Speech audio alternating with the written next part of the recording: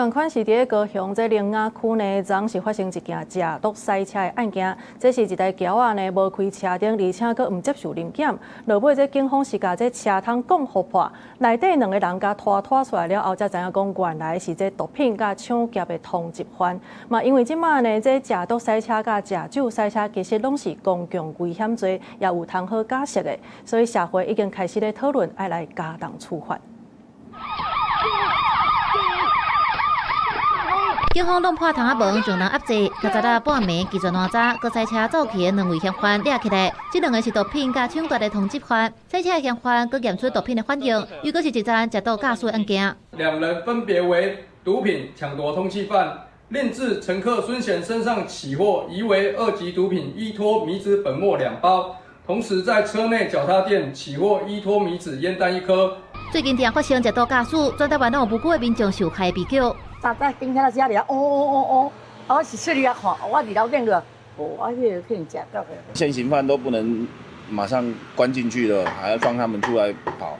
那如果他们又跑出来的话，又犯案，要算谁的？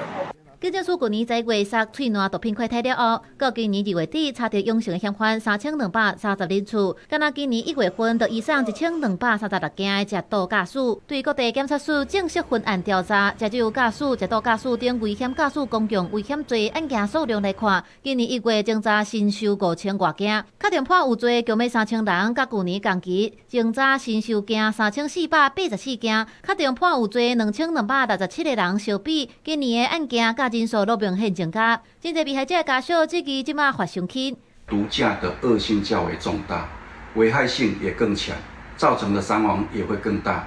所以立法者应该将毒驾独立规范，加重它的刑责。公共危险因而致人于死，跟杀人罪的刑度是有很大的一段差距。然而，解决方法是，如果公共危险因而致人于死的犯罪故意可以比照杀人的犯罪故意，或许比较符合社会大众的期待。